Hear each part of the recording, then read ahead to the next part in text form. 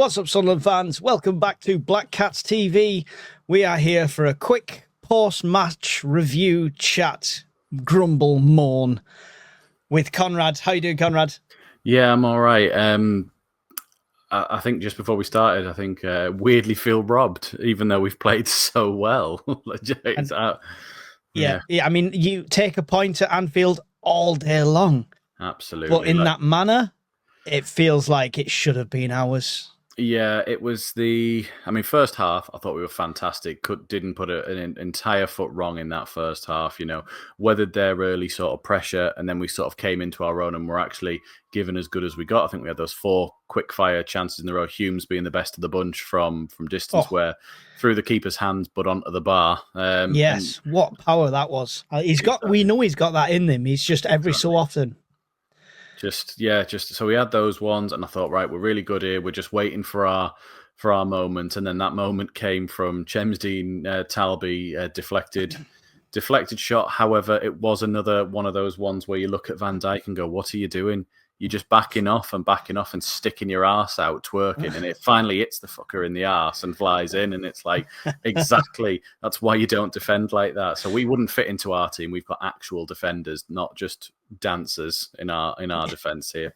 So we take the lead, and I thought deservedly so at that point. I know Liverpool would probably say they were on top, but possession doesn't win you. We'd had more shots on target by the time that we'd scored.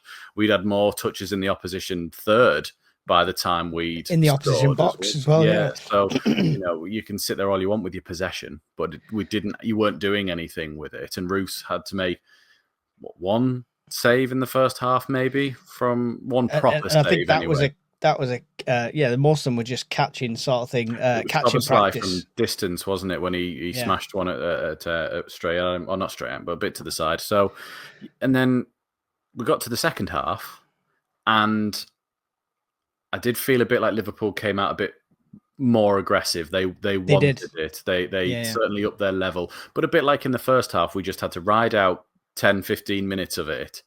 And then we started to play our game again, and we kind of, thankfully, we haven't seen this season a thing such as second half Sunderland. We've been consistent throughout the halves of football, I would say, unless you're going to pull me up on one. Well, no, it's not that. We seem to have this. I don't know if it's partly fatigue. I don't know if it's resting on your laurels, but we seem to have this thing as we approach the end of a game of really, really sitting back and inviting that pressure on. And it's almost like we're defending the penalty area, but not bothered about shots coming in from outside of it because nobody's closing down. Yeah. And it only happens every so often. But when it happens, I'm just sat there waiting for the bad because we invite that pressure in. It was, but I think in the time of it, Enzo done a great job. I thought the change that he made at first was Brobby for Isidore, which, like you said on the stream, was exactly what was needed. Brobby wasn't being an outlet for us or giving us a run in behind, so it needed to change to Isidore, which is exactly what he gave us. And he had the golden opportunity to do that, where he was past 3 of their players, the ball was landing at his feet, and he just couldn't control it. He didn't have the pace to sort of knock it in front and run, and all then the touch, he stumbled with it a bit. But don't forget, it's his first start, and it's his first proper long bit of football. Like he's only actually played. He's played too well. Much bad. Exactly. I thought he played well. And the worst thing about that is, during the live stream, I actually turned around and said, "Oh, if Isidore was on that kind of opportunity, he'd have bagged it." And look at the opportunity he had. We'll get to that in a second. So, I then thought his substitution of Enzo for Getrada was the right one as well. I thought Enzo looked knackered in the second half, and he was on a yellow card. There was a point not long after his yellow card where he looked like he went to pull someone and then went, "Oh, actually," and that's when sort of Xhaka almost had to step in and come across. And I thought, no, that's even worse. Like, don't let you do it. Like, and again, Siddiqui and Xhaka both didn't get a yellow, so we've got the tightrope game of Man City to get through for both of them. I just rest them both. Just I don't want them to play. Like, so I thought Enzo for Getrada was right, because Getrada had dropped into the midfield for us quite some times, and sort of as a defensive midfield. Plus, it gave us the option of he can put the challenges in, whereas Siddiqui and Xhaka are a bit. I would have rather have seen Mundle come on. I get that, but would you have not seen Traore or Mundle for a Talby say, someone who was going to get a bit further forward.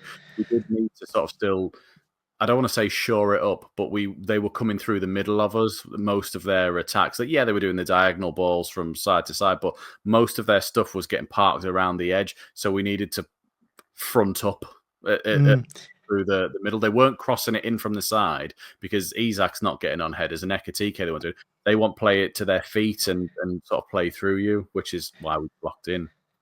Bringing 09 on at the end as well. Is that Labrie playing for the point? For the 1 point. So when it was going on in the stream about how defensive we'd gone and it cost us with Getrader, I was a bit like, no, I see why he went with that one. He has played in midfield and he can play in midfield, and he's given us an extra man in there. When he put 09 on for Talby, I went, oh, you are announcing you're settling here. This is, I've got 7 defenders on. Come at me, bro. That doesn't work for us. No. It doesn't work. As good as our defence is now compared to what it's been umpteen seasons in a row, it doesn't work for us. We can't invite that pressure on because we stand too off. Very chaotic in that bit. Like, it could have just sort of gone anywhere at that moment. But, I mean, they all held firm. What's the most annoying is, and I know our goal was deflected, but how their goal was going nowhere near the target. It was a drag wide with no power. Yeah, and it's sort of gone in. I think that's what we feel a bit sort of aggrieved at. But he kind of announced, I'm settling here, and we got away with it. I don't think it's one of them that, they could have been there all night and they wouldn't have scored. I sort of feel like we were coming to the end of our sort of like momentum and our energy, and it was like, just get out of there now. We'll take the point. Now, Isidor's not goal, right? The chance. Yeah, the chance, right? I don't begrudge him for not getting the chance, right? It happens, right? Getting yourself in that position is the biggest battle. If you could do that more often. Now, what I was saying for 60 minutes of that game is one guy just play on that last man, play on that halfway line. One man just sit out there. We can defend with 9 men and the keeper. One man just needs to sit out there and be that outlet. And the one time he was there, Roof spotted him, got a great ball away. What a counter-attack that was. It was, and clearly that's what you need to do. Because they hadn't done it throughout the game, but when they showed the really wide angle of it, you saw as soon as Xhaka sort of was going just to head it back to the keeper, Isidore turned and just ran like he knew straight away, because I was saying you can't just stick one guy on the halfway line on his own when they've got every one of their players on this side of you. You're a man short. It'd be like playing with 10 men for that moment. But he was doing quite well of just sort of going between them, not allowing the defence too much time. And then when he saw Roofs have the ball, he went, and that is exactly what Roofs did. He put it straight through for him. Yeah. I just wanted him to have a shot. I'm a bit more annoyed that he sort of went to go around the keeper because it allowed someone to get back. Now, impressively, the one who got back should have been the furthest one forward for Liverpool in Chiesa, who'd just come on. He was the one who tracked back and got it, which is very, commendable of him to go that whole way and get back. And he's a hero for them at that point. Absolutely. Definitely. But I kind of wish he'd just attempted to slot it, like, down low. If the keeper had saved it, I'd have gone, fine, and if we'd have gone, then we'd have all probably been saying, but why didn't you go around him? But Chiesa is a quick player who was catching him up, and Isidore's no slouch. And it was just, I don't know, maybe it was one of those moments where we've had it so much this season with like last minute goals and last minute winners. It was just like, this was your time not to get one. Do you know what I mean? Yeah. Like, let's say his header against Brentford is just saved. Let's say Talby misses the chance at Chelsea. Robbie doesn't get the semi-overhead kick, We've had all these moments where we have done it, and this is the first one this season where we've gone, we didn't quite nick that one. And it did beat the keeper. It was just the effort of that defender. Unsung hero throughout that whole game for me as well was Alderete. Not just for his and defensive, Reynaldo, by the way. Yeah, Reynaldo's superb. But he's the bargain of the season, definitely. Yeah. But he made an amazing sliding tackle. But the reason I single out Alderete, it wasn't just his defensive reading of the game, because he seems to know where they're going to go before they do, which is brilliant. It cuts them out.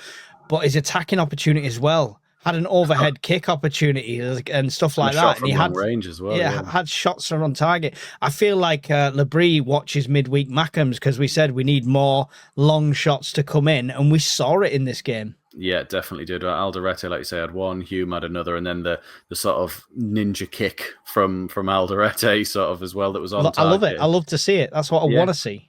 The one thing I thought Liverpool were really good at was they marshalled Ballard in every set piece we had, because he never won like one of the, like there was one at the end where he headed Isidore. But if it hadn't been for Van Dijk just tipping it that bit further, he was arriving right on to sort of have a go at goal with it there. And I thought they did really well just keeping it away from him. They'd clearly done their research on knowing the aerial threat that he is. But what's your thoughts on the referee? Because we had penalty shouts with Ballard himself. We had blatant handballs and fouls from Liverpool not called, and then the slightest tug from Lafay yellow carded straight after that. What was your thoughts on the referee today? Because I feel like we're not making excuses. We're getting results. It's not like we're losing every week and blaming referees. We're getting shit referees, but still fighting through it. Sorry, I'm just laughing because they're interviewing Wirtz and they're having to tell him that it's not his goal. Actually, he still hasn't scored for Liverpool in the Premier League after all this time. I didn't think he had a great game. There was that baffling one where I think Isidore or Siddiqui went down in the second half. Salah and Ronaldo sort of were in a tackle, and it came up, and it literally, you might as well have just carried the ball and like knocked it forward, and the ref just went, "No, it's fine." And I was like, it's not fine at all. And I was sitting there going, he better shoot and score, because if he passes it and then they score, they'll go, "Oh, we can't go back for a handball." But if he scores direct from it, they'll go, "Oh, it's a handball, he can't do it." Like, in a weird way of going, like, this is such a bullshit. I could literally pick the ball up and run and then go, "Now you have it," and you shoot and score. And it's like, oh, but because he passed it first, it's all right now, is it? Like, no. And then, the penalty, I didn't think it was a penalty. I think it was one of them where he did shove him, but it's like, you'll see that all the time in lots of games, like that they're just sort of that. I think if it had been, I don't know if was it before they actually threw the ball in.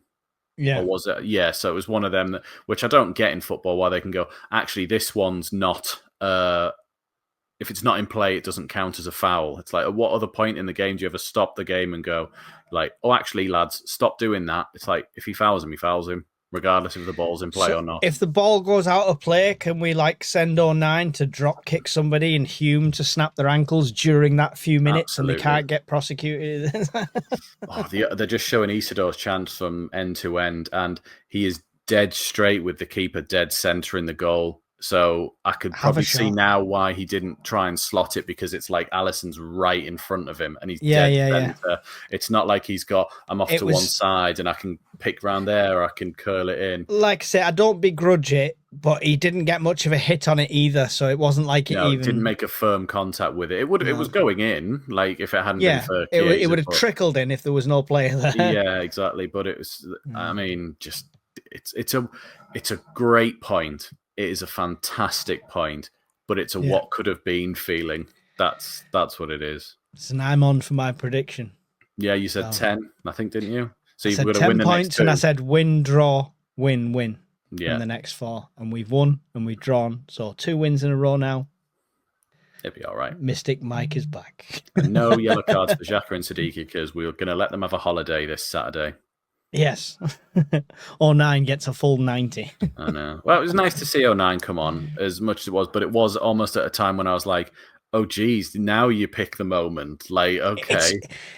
I love him to bits, but because of his antics in the last he felt few seasons, it feels like, he could give a penalty away at any time for any reason. Yeah, he felt a bit like there was that salmon dive at one point, I think you called it. And he went for a header, and it was just like, it was a silly salmon mid-air one.